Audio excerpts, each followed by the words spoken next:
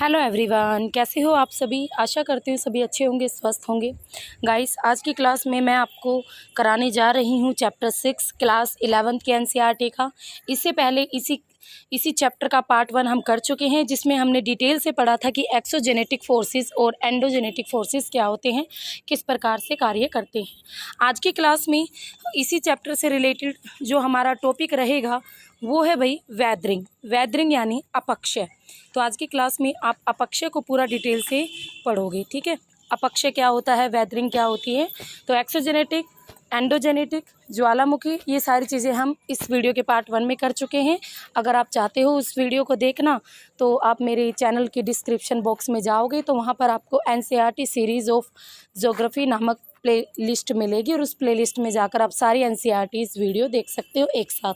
Class 8, 9, 10, अब 11th की कर रहे हैं, ठीक है। तो सारी एनसीईआरटी हैं ज्योग्राफी की उसमें। तो चलिए इसी के साथ शुरू करते हैं अपनी आज की वीडियो। अपक्षय यानी वैदरिंग। अपक्षय के अंतर्गत क्या आता है, तो सबसे पहले अगर हम बात करें तो अपक्षय के अंतर्गत वायुमंडलीय जो तत्व हैं उनकी धरातल के पदार्थों पर की गई जो क्रिया है वो शामिल की जाती है। अपक्षय के अंदर अनेक प्रक्रियाएं होती हैं जो अलग और सामूहिक रूप से धरातल के पदार्थों को प्रभावित करती है। सिंपल सी बात है भाई, वैदरिंग क्या होता है, ये आपके जो वायुमंडलीय तत्व होते हैं ना, वायु दबाव, ठीक, हाँ सॉरी, वायु, पवन, और इसके साथ साथ आपके जो होते हैं ये बादल बनना वगैरह, ये सारे जो तापमान हैं, ये जो सारे कारक होते हैं कहीं ना कहीं अपक्षय को प्रभावित करते हैं, और अपक्षय इन्हीं के द्वारा घटित होता है। अपक्षय की बात करें तो अपक्षय को मौसम और जलवायु के कार्यों के माध्यम से ही सैलों के यांत्रिक विखंडन, मैकेनिकल, यांत्रिक यानी आप ये कह सकते हो जब चट्टान अपने आप अपने ही स्थान पर पड़ी टूटने लग जाती है, दरारें पड़ जाती है, तो यांत्रिक विखंडन, रासायनिक वियोजन, अपघटन, यानी जब चट्टानें क्या होती हैं, किसी पानी में घुल जाएं, जैसे चूना पत्थर है वो घुल जाता है इस तरीके से, तो उसे वियोजन कहते हैं। तो इसके रूप में भी अपक्षय को परिभाषित किया जाता है। यदि अपक्षय में पदार्थों को बहुत थोड़ा अथवा नगण्य संचलन होता है, अगर हम देखें, अगर अपक्षय की बात करें तो अपक्षय में थोड़ा नगण्य संचलन होता है, यानी इस लाइन का मतलब है कि भाई जो अपक्षय जब होता है ना, तब आप में मूवमेंट नहीं होती, उसमें किसी भी पदार्थों की मूवमेंट नहीं होती। जो भी चट्टान टूट फूट रही है वो अपने स्थान पर टूटेगी फूटेगी, ठीक है। तो ये इन साइट पर ही होता है सब कुछ, ऑन साइट पर ही होने वाला प्रोसेस है अपक्षय। इसमें पदार्थ एक जगह से दूसरे जगह नहीं जाते, जो सेडिमेंट है वो, ठीक है। तो इतनी बात आपको समझ में आ गई अपक्षय क्या होता है, कैसे होता है। नेक्स्ट अगर हम बात करें अपक्षय की जो प्रक्रियाएं होती हैं वो जटिल भौमिकी, जलवायवीय, सतलाकृतिक और वनस्पति कारकों द्वारा प्रानुकूलित होती है। सिंपल सी बात है, ये जो अपक्षय वाला जो प्रोसेस होता है ना वो काफ़ी लंबा चौड़ा होता है। सतलाकृतिक होता है, सतलाकृतियों के फीचर्स को यहाँ पर प्रभावित किया जाता है, वनस्पति के कारकों द्वारा होता है इसमें, और इन सभी में जलवायु का विशेष महत्व है। जैसे तापमान और वर्षा, ये दो जलवायु के प्रमुख घटक है, और इन दोनों का ही प्रमुख महत्व है अपक्षय के अंदर। न केवल अपक्षय प्रक्रिया पे, तो अपक्षय मेंटल की गहराई भी एक जलवायु से दूसरे जलवायु में भिन्न भिन्न होती हैं। सिंपल सी बात है, जिस एरिया में टेम्परेचर और वर्षा ये दोनों चीज़ें अलग अलग होंगी तो वहाँ पर जो अपक्षय की दर है वो भी अलग अलग होगी, ठीक है। अब अपक्षय प्रक्रियाओं की बात करें तो इसके 3 प्रमुख प्रकार हैं। एक आता है रासायनिक, दूसरा आता है भौतिक और यांत्रिक, तीसरा आता है जैविक। और इसमें एक प्रक्रिया कुछ ही कतिपय ही अकेले काम आती है, परंतु प्राय किसी एक प्रक्रिया का अधिक महत्वपूर्ण योगदान यहाँ देखा जा सकता है। तो 3 प्रमुख प्रकार आते हैं इसमें। रासायनिक सिंपल वे, अगर इन्होंने आगे दिया भी होगा उसी में डिटेल में पढ़ेंगे। तो सबसे पहले दिया हुआ है केमिकल वैदरिंग प्रोसेस, यानी रासायनिक अपक्षय प्रक्रिया। रासायनिक अपक्षय प्रक्रिया की बात करें तो इसमें क्या होता है, ये आपकी अपक्षय प्रक्रियाओं का एक ऐसा समूह होता है जिसमें विलयन होता है, कार्बोनेटीकरण, जल योजन, ऑक्सीकरण और न्यूनीकरण। इनके द्वारा चट्टानों को अपने अंदर घुला लिया जाता है, पानी में घोल दिया जाता है, तोड़ दिया जाता है, उनको घिस कर बारीक बारीक कणों में बदल दिया जाता है, यानी अपघटन, विलयन एंड न्यूनीकरण, ठीक है। तो रासायनिक क्रिया द्वारा बिल्कुल छोटी अवस्था में परिवर्तित हो जाती हैं रॉक्स, चट्टानी, ऑक्सीजन है, धरातलीय जल है, मिट्टी का जल है, और अन्य अम्लों की प्रक्रिया द्वारा चट्टानों का न्यूनीकरण हो जाता है, ठीक है। ऑक्सीजन के द्वारा, सरफेस वाटर, उसके द्वारा मानो कोई चूने पत्थर की चट्टान आ गई तो उसके अंदर वाटर अपने आप इजली घुला लेता है उसको, इस तरीके से। तो इसमें ऊष्मा के साथ जल और वायु, अगर हम बात करें गर्मी के साथ जल और वायु, ऑक्सीजन तथा कार्बन डाइऑक्साइड की जो विद्यमानता होती है वो भी सभी रासायनिक प्रक्रियाओं को तीव्र गति देने के लिए आवश्यक है। वायु में क्या होती है? कार्बन डाइऑक्साइड होती है। इसके अतिरिक्त पौधे और पशुओं का अपघटन भूमिगत कार्बन डाइऑक्साइड की मात्रा को क्या कर देता है? बढ़ा देता है, और इससे आपकी जो रासायनिक प्रक्रियाएं हैं वो शुरू हो जाती है सरफेस पर भी। ठीक है, तो कहीं ना कहीं कार्बन डाइऑक्साइड, आपकी ऑक्सीजन, ये सारी चीज़ें प्रभावित करती हैं।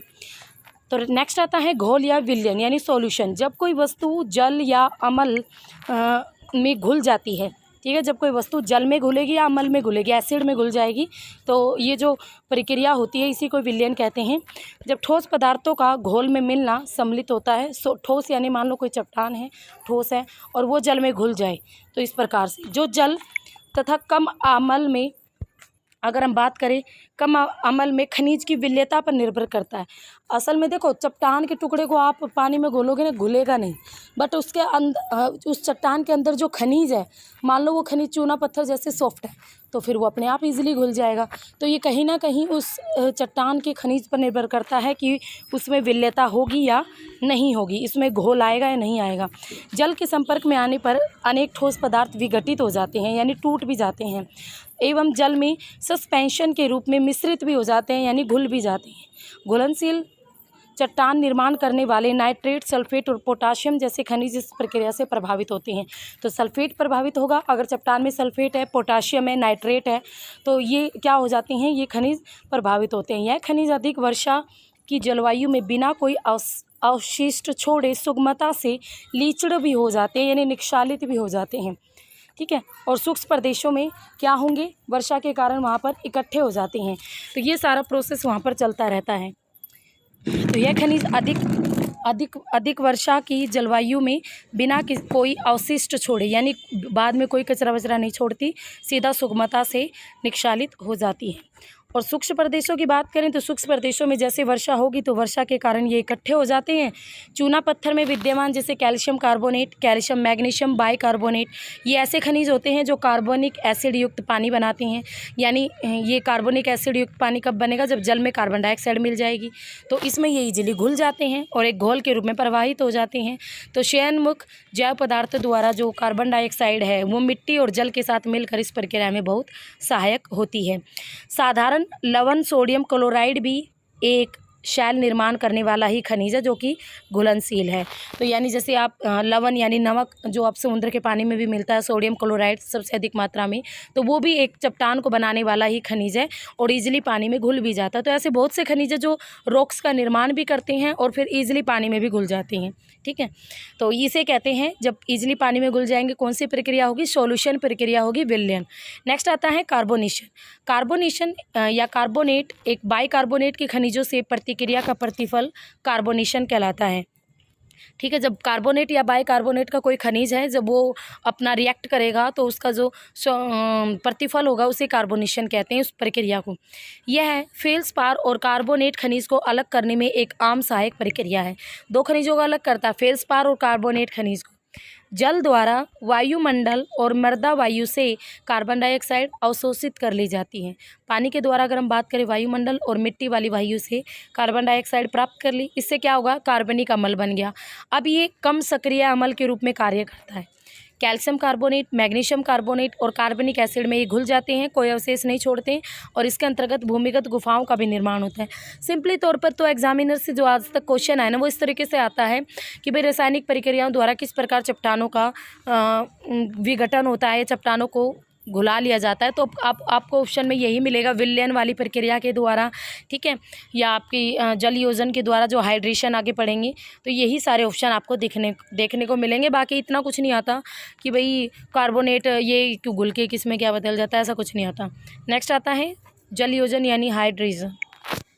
जल योजन ये भी जल का एक रासायनिक योग है। खनिज स्वयं जल धारण करके विस्तारित हो जाते हैं, यानी एक्सपेंडेड हो जाते हैं। यह विस्तार पदार्थों के वॉल्यूम पर निर्भर करता है और चट्टान में वृद्धि का कारण भी बनते हैं। ठीक है, जल वही है ये रासायनिक योग। खनिज क्या करेंगे? अपने आप जल को प्राप्त कर लेंगे। जैसे आप ये कह सकते हो ना, जैसे फोम है, फोम को अगर हम या कोई एक ऐसी काली मिट्टी का एग्जांपल ले लो, जब काली मिट्टी को आप पानी में भिगोते हो तो वो फूल कर थोड़ा ज़्यादा एरिया घेर लेती है। उसी तरीके से यहाँ पर भी वही खनिज आएंगे जो पानी को अपने अंदर धारण करेंगे तो फूल जाएंगे, जिससे उनके वॉल्यूम में, उनके आयतन में वृद्धि होगी और चट्टानों में भी वृद्धि का वो कारण बनेंगे। कैल्शियम सल्फेट जल मिलने के बाद जिप्सम में बदल जाता है, जो कि कैल्शियम सल्फेट की अपेक्षा अधिक अस्थायी होता है। ठीक है, उसके बाद यह जो प्रतिक्रिया होती हैं उत्क्रमणीय और लंबी होती हैं, उत्क्रमणीय और लंबी होती हैं, और इसकी सतत पुनरावृत्ति से शैलों में श्रांति भी हो जाती है, जिसके द्वारा उनमें विघटन हो जाता है। यानी ये जो प्रोसेस है ना भाई पूरा लंबा चलता है, और इससे फिर शैलों में श्रांति हो जाती है। अनेक जो मिट्टी होती है वो आपकी सूक्ष्म और आर्द्र होने की प्रक्रिया में फूलते और संकुचित होती रहती है। जैसे काली मिट्टी, पानी गिली करोगे फूल जाएगी, और फिर जब सूखेगी जब संकुचित हो जाएगी, यानी फिर से उसमें दरारें पड़ जाती हैं और वो इकट्ठी सी हो जाती हैं। तो ये दोबारा बार बार पुनरावृत्ति होने से क्या हो जाती है, दरारें भी बन जाती है, काली मिट्टी में दरारें भी पड़ जाती हैं। रंध्र क्षेत्र में जो समाहित लवण है वो भी द्रव और बार बार जलयोजन से प्रभावित होकर शैल विभंग, विभंग यानी फ्रैक्चर, यानी शैल को तोड़ने में सहायक होता है। सिंपल सी बात है, किसी एरिया में आपकी नमक की मात्रा अधिक है, लवण की मात्रा अधिक है, तो वहाँ पर जो चट्टानें हैं उनमें ये नमक की मात्रा ऐड हो जाती है, और इसके कारण बार बार ये प्रोसेस होने से, जलयोजन होने से जो शैलें हैं उनमें फ्रैक्चर हो जाता है, उनमें दरारें पड़ जाती हैं। ठीक है, अब जलयोजन के बात करें तो जलयोजन के कारण खनिजों के आयतन में भी परिवर्तन होता है। अपसकलन और कणीय विघटन द्वारा भौतिक अपक्षय में भी ये सहायता प्रदान करता है। नेक्स्ट आता है ऑक्सीकरण और न्यूनीकरण। अपक्षय में ऑक्सीकरण है, उसका तात्पर्य होता है ऑक्साइड या हाइड्रोक्साइड के निर्माण हेतु खनिज और ऑक्सीजन का सहयोग। सिंपल सी बात है, जब आपका वायुमंडल और ऑक्सीजन युक्त जल ये आपस में मिलते हैं ना, तो लोहा, मैग्नीज, गंधक इनको सबसे ज़्यादा नुकसान पहुँचाते हैं। जैसे लोहे को जंग भी लगता है इसी प्रक्रिया में, ऑक्सीकरण की प्रक्रिया के कारण ही लोहे को जंग लगता है, और इसी के कारण ही आपकी चट्टानों का टूटना भी जारी रहता है। और ये एक प्रोसेस होता है जिसमें लोहा धारक को बायोटाइट, ओलिवाइन, पायरोक्सिन जैसे खनिजों को प्रभावित करती हैं। ऑक्सीकरण के कारण ही क्या होता है, लोहे का रंग लाल हो जाता है, भूरा और पीले रंग में भी ये बदल जाता है। जब ऑक्सीकृत खनिज ऐसे वातावरण में रखे जाते हैं जहाँ ऑक्सीजन का अभाव है, तो दूसरी रासायनिक अपक्षय प्रक्रिया है वो इसमें क्या हो जाती है, प्रारंभ हो जाती है। तो जो ये प्रोसेस है इसे न्यूनीकरण प्रक्रिया भी कहते हैं, क्रिया भी कहते हैं। ऐसी दशाओं में प्राय भौम जल स्तर के नीचे या रुद्र जल के क्षेत्र पर या जल प्लावित क्षेत्रों में ये चीज़ें देखने को मिलती है, ये न्यूनीकरण क्रिया देखने को मिलती हैं। न्यूनीकरण होने पर लोहे का रंग लाल हो जाएगा, हरे, आसमानी, धूसर रंग में भी कई बार बदल जाता है। और अपक्षय की जितनी भी प्रक्रिया हमने पढ़ी सभी आपस में अंतर संबंधित है। जलयोजन, कार्बोनेशन, ऑक्सीकरण साथ साथ चलते रहते हैं और अपक्षय प्रक्रिया को तेज बना देते हैं। ठीक है, तो जलयोजन, कार्बोनेशन, ऑक्सीकरण तीनों प्रक्रिया अब हम पढ़ चुके हैं। तो अगर क्या हम लोहे में जंग लगने को ऑक्सीकरण का उदाहरण मान सकते हैं? रासायनिक अपक्षय प्रक्रियाओं में जल कितना सहायक है, तो ये सारे ही लोहे में जंग लगने के लिए ऑक्सीकरण की प्रक्रिया ही कहीं ना कहीं जिम्मेदार होती है। दूसरा, रासायनिक अपक्षय प्रक्रियाओं में अगर जल ही नहीं होगा तो रासायनिक प्रक्रियाएं कैसे होगी? रासायनिक अपक्षय प्रक्रिया जलाभाव वाले उष्ण मरुस्थलों में भी प्रभावकारी हो सकती है। हाँ, वहाँ कुछ अन्य सोर्सेज मिल सकते हैं जो इस रासायनिक प्रक्रियाओं को तेज़ कर सकते हैं। तो ये था भाई आपका रासायनिक अपक्षय प्रोसेस, जिसमें हमने पढ़ा था आपका ऑक्सीकरण कैसे होता है, जलयोजन कैसे होता है, विलयन कैसे होता है, ठीक है, हाइड्रेशन कैसे होता है। तो ये सारी चीज़ें हमने यहाँ पर पढ़ ली। ये सब कुछ आता है रासायनिक, यानी जब चट्टानों को अपने अंदर घोल कर या उनके अंदर केमिकल वगैरह भर के रिएक्शन वगैरह से वो टूटती हैं, वो वाली चीज़। अब हम पढ़ेंगे फिजिकल वेदरिंग प्रोसेस। फिजिकल तौर पर किस प्रकार से चट्टानों में अपक्षय के द्वारा टूट फूट होती है। तो भौतिक और यांत्रिक अपक्षय प्रक्रियाएं कुछ अनुप्रयुक्त फोर्सेस पर निर्भर करती है। ये बल है गुरुत्व, जो कि अत्यधिक ऊपर भार, दबाव और अपरूपण बंद, या आप ये कह सकते हो स्ट्रेस। दूसरा आता है तापक्रम में परिवर्तन, यानी जो तापमान है उसमें लगातार परिवर्तन, और जो चट्टानों के रवे हैं उनमें वृद्धि। पशुओं के क्रियाकलापों के कारण जो एक्सपेंशन बल पैदा होता है, वो पशु जब अपने क्रियाकलाप होते हैं तो उनके कारण चट्टानों में दरारें वगैरह पड़ जाती हैं। तीसरा, सूक्ष्म और आर्द्रन चक्रों से नियंत्रित जल का दबाव। इनमें कई बल धरातल और विभिन्न धरातल पदार्थों के लिए भी अनुप्रयुक्त होती हैं, और जिसका परिणाम शैलों का क्या बन जाता है, फ्रैक्चर होता है। भौतिक अपक्षय प्रक्रियाएं अधिकांश तापीय विस्तारण और दबाव और दबाव के निर्मुक्त होने के कारण होती हैं। जितनी भी ये फिजिकल होती है ना चीज़ें, ये किस वजह से होती हैं, या तो तापमान के कारण या फिर दबाव, बहुत ज़्यादा प्रेशर पड़ रहा है, ये दोनों चीज़ें इंपॉर्टेंट होती हैं भौतिक का पक्ष में। ये प्रक्रियाएं छोटे लेवल पर होती है और धीरे धीरे होती है, परंतु कई बार लगातार होने से या पुनरावृत्ति होने से इनमें संकुचन बार बार सिकुड़ रही है, बार बार फैल रही है, और इसी के कारण जो चट्टानें उनमें दरारें पड़ जाती हैं और उन चट्टानों को बड़ी हानि ये पहुंचा देती हैं। जिसमें सबसे पहला आता है इसके अंतर्गत भार वहीनीकरण यानी विस्तारण, अनलोडिंग और एक्सपेंशन। अनवरत अपर्दन के कारण जो चट्टानें होती हैं उनका अपनयन ऊर्ध्वाधर दबाव के निर्मुक्ति का कारक होता है, जिससे चट्टानों के ऊपर संस्तर विस्तारित हो जाते हैं, यानी चट्टानों के ऊपर लेवल्स बन जाते हैं, और इनके परिणाम स्वरूप क्या होता है, इनके परिणाम स्वरूप जो चट्टानें हैं उनमें पातन या विघटन होता है, पातन या विघटन शुरू हो जाता है, यानी फ्रैक्चर पड़ जाता है। फ्रैक्चर मोटे तौर पर भूतल की सतह के समानांतर विकसित होता है। भूमि के वक्र सतह वाले क्षेत्रों में चाप विभंग द्वारा जो चट्टानें होती हैं इनकी भारी चादरें और अपशल्कन पट्टियाँ निर्मित होने की भी प्रवृत्तियाँ पाई जाती हैं। ये सिंपल सी बात है भाई। अपशल्कन यानी अपशल्कन होता है कि जब प्याज की तरह चट्टानों का छिलका उतर जाए, उस प्रोसेस को कहते हैं अपशल्कन प्रक्रिया। ठीक है, जब चादर सी बन जाती हैं, मान लो बार बार दरारें पड़ने से चट्टानों में, और वो चादर एक छिलके की तरह, लेयर्स की तरह उतर जाती है। जैसे बाहुबली मूवी में फर्स्ट पार्ट में जब वो बर्फीले वाला सीन नहीं आता, तब वो बाहुबली एक रॉक्स को मार के उस चट्टान का छिलका उतार लेता है, और जिस पर वो दोनों बैठकर उस सेना से बचते हैं। ठीक है, तो ये दोनों हीरो हीरोइन जो भी थे। तो भार वहीनीकरण और दाब मुक्त होने के कारण विस्तारण से उत्पन्न अपशल्कन चादरों का क्षैतिज विस्तार सैकड़ों या यहाँ तक कि हजारों मीटर तक भी हो सकता है। बड़े चिकने गोलाकार गुंबद को अपशल्कन गुंबद भी कहते हैं, जो इस प्रक्रिया के द्वारा बनता है। तो अपशल्कन आपको समझ में आ गया। सिंपल तौर पर प्याज के छिलके की तरह, जैसे प्याज में लेयर्स होती है ना, तो इसी तरह के चट्टानों में भी लेयर्स बन जाती हैं और वो लेयर उतरने लग जाती हैं, जिसे कहते हैं अपक्षय के द्वारा चट्टानों का टूटना। नेक्स्ट आता है तापक्रम में परिवर्तन या विस्तारण, टेम्परेचर चेंजेस एंड एक्सपेंशन। जो चट्टानें हैं, चट्टानों में जो विद्यमान विभिन्न प्रकार के खनिजों में स्वयं के विस्तारण और संकुचन की भी अपनी सीमाएं होती हैं चट्टानों में।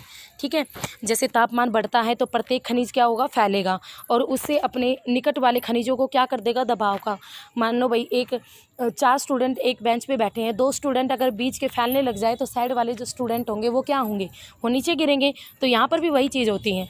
और तापक्रम, जब भी तापमान गिरेगा तो उनमें क्या होगा, चट्टानों में संकुचन होगा, यानी वो सिकुड़ जाएंगी। और इस प्रोसेस में दैनिक परिवर्तन के कारण चट्टानों में जो वो होते हैं ना संस्तर, यानी चट्टानों के जो लेवल्स होते हैं उनके खनिज में आंतरिक संचलन नियमित रूप से ये चीज़ें होती रहती हैं। और ये जो प्रक्रिया होती है आपके सूक्ष्म जलवायु वाले एरिया में और अधिक ऊंचे क्षेत्रों में होती हैं, जहाँ पर आपका दैनिक तापमांतर बहुत अधिक होता है। दैनिक तापमांतर क्या, यानी दिन का अधिकतम टेम्परेचर भी अधिक और दिन का न्यूनतम टेम्परेचर भी अधिक। मान लो दिन में भयंकर गर्मी पड़ रही है और भाई रात को आपकी क्या पड़ रही है, बर्फ़ पड़ रही है। ऐसे इलाकों में इस तरीके का प्रोसेस सबसे ज़्यादा होता है, प्रभावशाली होता है।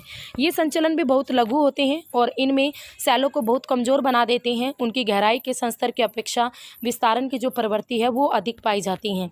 ठीक है, और कारण क्या होता है ना, चट्टानों के अंदर स्ट्रेस पैदा हो जाता है। परिणाम स्वरूप जो हमारी सरफेस है उसके समानांतर विस्थापन यानी विभंग विकसित हो जाते हैं।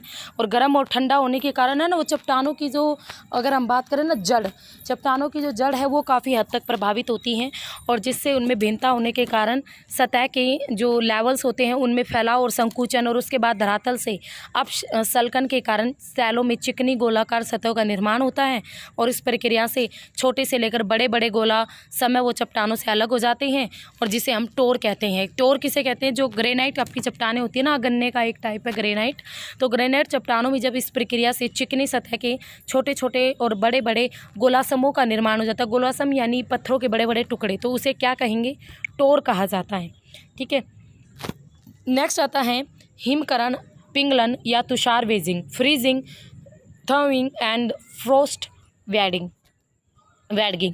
तो यहाँ पर क्या होगा, तो इसमें जो चट्टानें थी उनकी दरारों में, उनके छेद में बार बार बर्फ़ का जमना और फिर उसका पिघलना, और पानी पिघलेगा तो फिर दोबारा से हिम आएगा, फिर बर्फ़ जमेगी, तो हिम की वृद्धि के कारण तुषार अपक्ष घटित होता है। जब बार बार बर्फ़ जमती है दरारों में और फिर पानी बन के पिघलती है, तो इस अपक्ष को क्या कहते हैं? तुषार अपक्ष। यह प्रक्रिया मध्य अक्षांशों में अधिक ऊंचाइयों और जहां हिमीकरण और पिंगलन की प्राय पुनरावृत्ति होती है वहां पर सर्वाधिक प्रभावशाली होता है। जल का तीव्रता से हिमकरण इसके अचानक फैलाव और उच्च दबाव का ही कारण बनता है। यह फैलाव जॉइंट्स, दरारों और छोटी छोटी अंत्यकरणीय विभंगों को प्रभावित कर उन्हें तब तक चौड़ा करता रहता है जब तक कि चट्टानें टूट कर अलग नहीं हो जाती। तो ये प्रोसेस चलता रहता है, बर्फ़ का जमना, पानी का फिर पिघलना, फिर रात को फिर जम गई, तो जिससे वो दरारें और चौड़ी चौड़ी होती चली जाती हैं और ये जब तक चौड़ा होता चला जाता है जब तक वो चट्टान टूट कर अलग नहीं हो जाती।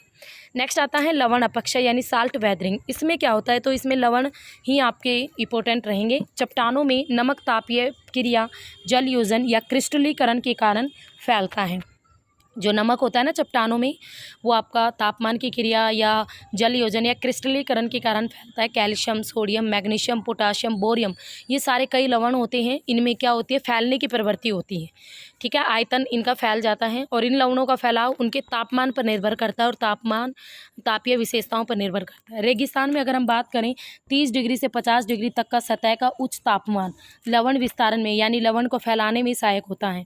और जैसे जैसे ये लवण फैलेगा वैसे वैसे चट्टानों की दरारों में ये लवण जो होंगे वो चट्टानों की दरारों को चौड़ा करेंगे और इससे क्या होगा? इससे आपकी जो चट्टान है उनके कण गिरने लग जाएंगे और ये प्रक्रिया क्या कहलाती हैं?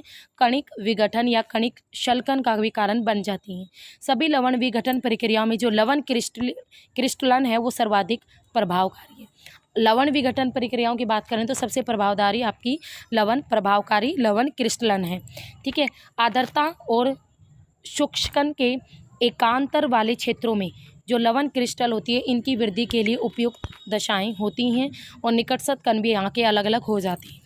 सिंपल सी बात है, लवण वाले एरियाज़ में, लवण वाले एरिया वैसे भी हमारे मरुस्थल वाले इलाकों में ज़्यादा देखने को मिलते हैं जहाँ पर सोडियम क्लोराइड और जिप्सम क्रिस्टल ये चीज़ें हो जाती हैं। इनके परिणाम स्वरूप जो सतह हैं इन पर दरारें भी बन जाती हैं और लवण क्रिस्टल की वृद्धि के साथ खड़ियाँ बड़ी सुगमता से टूट जाती है। खड़ियाँ एक प्रकार की रॉक्स होती हैं। ठीक है, ये बड़ी ईजिली टूट जाती है। इसके बाद चूना पत्थर, बालू पत्थर, शैल, नीस, ग्रेनाइट, ये सारी चट्टानें भी बड़ी ईजिली सी टूट जाती है लवण की उपस्थिति के कारण। ठीक है, तो यहाँ पर आप इसे छोड़ो। नेक्स्ट आता है जैविक कार्य और अपक्ष। अब बायोलॉजिकल तौर पर कैसे चट्टानों को तोड़ा जाता है? तो जैविक अपक्ष यानी जीवों की वृद्धि और जीवों की संचलन से जो उत्पन्न होता है अपक्ष है, वातावरण और भौतिक परिवर्तनों से खनिजों और आयन के स्थानांतरण की दिशा में भी एक महत्वपूर्ण काम करता है। जैसे केंचुए हैं, दीमक हैं, चूहे हैं, कृंतक हैं, ये ऐसे जीव होते हैं जो बिल खोदते हैं और या फिर वेजिंग के द्वारा नई सतहों का निर्माण करते हैं, सरफेस करते हैं। जिससे क्या होता है, मान लो ये कि कोई बिल खोद रहे हैं तो इनके रास्ते में कोई चट्टान आ गई तो इस चट्टानों को भी थोड़ा बहुत तो तोड़ेंगे, फोड़ेंगे। तो इससे क्या होता है, रासायनिक प्रक्रिया के लिए अनावर्त सतह में नमी और हवा के वेदन में सहायता मिल जाती है। उस बिल के ज़रिए नमी और हवा अंदर तक पहुंच जाती हैं। ठीक है, जैसे मानव फॉर एग्जांपल मानव भी बहुत वनस्पतियों को अस्त व्यस्त करता है, पेड़ों को काटता है, खेतों को जोतता है, उससे भी मिट्टी में कृषि करके धरातलीय पदार्थों में वायु, जल और खनिजों का मिश्रण होता है और नए संपर्क आने, ये सारी चीज़ें भी कहीं ना कहीं जो अपक्ष हैं उसको प्रभावित करती हैं। सड़ने वाले पौधे हैं, पशु के पदार्थ है जैसे ह्यूमिक है, कार्बनिक है या अन्य अम्ल जैसे तत्व हैं, तो इनमें भी अपना योगदान देते हैं। कुछ तत्वों का जैसे सड़ना है वो क्षरण और घुलन बढ़ा देता है। पौधों की जड़ें हैं वो धरातलीय पदार्थों पर ज़बरदस्त दबाव डालती हैं, जिसे यांत्रिक ढंग से तोड़कर, मान लो कोई बड़ा सा पेड़ है और उसके नीचे कोई चट्टान है तो वो जो जड़ है ना वो चट्टान के आर पार भी चली जाती हैं, तो इतनी शक्तिशाली होती हैं जड़ें भी। ठीक है, तो ये सारे कहीं ना कहीं अपक्ष को प्रभावित करते हैं। हमने भौतिक अपक्ष पढ़ा, रासायनिक अपक्ष पढ़ा और हमने बायोलॉजिकल वेदरिंग पढ़ा, तो तीनों ही अपक्ष हमने पढ़ लिए। नेक्स्ट आता है अपक्ष के विशेष प्रभाव। अपक्ष का सबसे पहला प्रभाव पड़ता है अपशल्कन की प्रक्रिया द्वारा, जो कि मैं आपको समझा भी चुकी हूँ। एक भौतिक अपक्ष प्रक्रिया जिसमें तापमान का फैलना, कम होना, संकुचन, फैलाव और लवण अपक्ष भी इसके अंतर्गत ही आता है। ये एक परिणाम प्रक्रिया नहीं है। शैल और आधार शैल यानी बेस लेवल से बात करें तो ऊपर से मोटे तक घुमावदार चादर के रूप में इसमें उत्खंडित और पत्रकन होते रहते हैं, जिसके द्वारा क्या होती है, जो चट्टानें वो चिकनी हो जाती हैं और गोल सतह पर इनका चट्टानों का निर्माण होता है। और सिंपल सी वही बातें भी, चट्टान आपके प्याज के छिलके की तरह हो जाती हैं और उनकी लेयर बाय लेयर बार बार फैलने से और सिकुड़ने से टूटकर गिरने लग जाती हैं। नेक्स्ट आता है अपक्षय का महत्व। अपक्षय का क्या महत्व है? अपक्षय क्रियाएं जो चट्टानें हैं उनको छोटे छोटे टुकड़ों में तो तोड़ती है, न केवल आवरण, प्रस्तर और मृदा निर्माण के लिए भी रास्ता देती है अपक्षय। अपर्दन और वृहत संचलन के लिए भी ये उत्तरदायी होती है। मास मूवमेंट, ये भी एक टॉपिक है, मास मूवमेंट। अपर्दन आप सभी जानते हो, अपर्दन क्या होता है? जैव मात्रा और जैव विविधता, प्रमुखतः वन, ये सब हमें वनों की देन है। जैव मात्रा, जितने भी हमारे पास जैव पदार्थ हैं या जैव विविधता अलग अलग प्रकार की, ये सब कुछ हमारे पास किसकी देन है? वनों की देन है। और अगर हम वनों की बात करें, यहाँ पर अगर इस डायग्राम को आप देखोगे ना तो इसमें ज़्यादा कुछ है नहीं, छोड़ो इसको, मलबे का विस्तार ही दिखा रखा है, ठीक है। तो यहाँ पर ये सब कुछ उनकी गहराई पर निर्भर करता है। यदि अगर आपकी चट्टानों का अपक्षय ना हो तो अपर्दन का भी कोई महत्व नहीं होगा, क्योंकि जब किसी चट्टान का अपक्षय होता है, उसके टुकड़े होते हैं, तभी तो आपकी नदियाँ, हिम नदी, पवन, समुद्री लहरें उन टुकड़ों को, उन सेडिमेंट को अपने साथ बहा कर ले जाती हैं। अगर अपक्षय नहीं होगा तो अपर्दन कहाँ से होगा? इसका अर्थ है कि अपक्षय, वृहत क्षरण, अपर्दन ऊंचावच के लघुकरण में सहायक होता है। ऊंचावच यानी ऊंचे ऊंचे पार्ट्स को तोड़ने में सहायक होता है वेदरिंग। सतलाकृतियाँ जो हैं वो अपर्दन का ही परिणाम है। शैलों का अपक्षय, शैलों का टूटना फूटना, उनका कहीं अन्य जाकर निक्षेपण हो जाना, ये कहीं ना कहीं राष्ट्रीय अर्थव्यवस्था के लिए बहुत ही महत्वपूर्ण है, क्योंकि मूल्यवान खनिज जैसे लोहा है, मैग्नीज है, एल्यूमिनियम है, तांबा है, इन सब के आयस्कों में जो समृद्धिकरण है, जो सैकेंद्रन है, वो सहायक होता है। अपक्षय मृदा निर्माण की एक महत्वपूर्ण प्रक्रिया है। सिंपल तौर पर बात करें, जब चट्टानों का अपक्षय होता है ना, तो कुछ पदार्थ भूमिगत जल के द्वारा रासायनिक और भौतिक निक्षालन के माध्यम से स्थानांतरित हो जाते हैं। भूमिगत जल यानी भूमि के अंदर जो पानी पाया जाता है ना, उसके द्वारा या तो भौतिक तौर पर या रासायनिक तौर पर क्या हो जाएंगे, एक स्थान से दूसरे स्थान पर चले जाते हैं और शेष बहुमूल्य पदार्थों का साकेंद्रन हो जाता है और जो इंपॉर्टेंट पदार्थ है वो आपके वहीं पर इकट्ठे होकर रह जाते हैं। इस प्रकार अपक्षय के हुए बिना बहुमूल्य पदार्थों का साकेंद्रन, अगर अपक्षय नहीं होगा तो ये भूमूल्य पदार्थों का जो साकेंद्रन है वो भी नहीं होगा और आर्थिक रूप से इनका जो दोहन होगा वो भी हमारे लिए पूरी तरह से कंप्लीट नहीं होगा, क्योंकि कुछ पदार्थ यहाँ पर है, कुछ पदार्थ वहाँ पर है, कुछ वहाँ पर, इस तरीके से चीज़ें होगी, ठीक है। तो अपक्षय बहुत ज़रूरी है और इसी को ही क्या कहते हैं? समृद्धिकरण कहते हैं। अब इसके बाद देखो गाइस, हमारा रहता है मास मूवमेंट और ये अलग से टॉपिक है, ठीक है। तो अभी तो आपका अच्छा खासा चैप्टर रहता है ये, तो इसको हम अपना नेक्स्ट क्लास में करेंगे। अपक्षय वृहत संचलन, ठीक है, वृहत संचलन। अभी तो ये चैप्टर आपका काफ़ी बड़ा है, तो आई थिंक आपको काफ़ी है आज की क्लास। तो यहाँ पर आपका वेदर नाम का एक चैप्टर कंप्लीट होता है। एक ही चैप्टर में 3-4 मोस्ट इंपॉर्टेंट टॉपिक है इस चैप्टर में, तो ये चैप्टर आपके लिए मोस्ट इंपॉर्टेंट है, तो थोड़ा ध्यान से पढ़िएगा। फर्स्ट चैप्टर में मैंने आपको एंडोजेनेटिक और एक्सोजेनेटिक फोर्सेस पढ़ाएं और आज की वीडियो में हमने वेदरिंग कंप्लीट कर लिया है। तो आशा करती हूँ आपको क्लास समझ में आई होगी।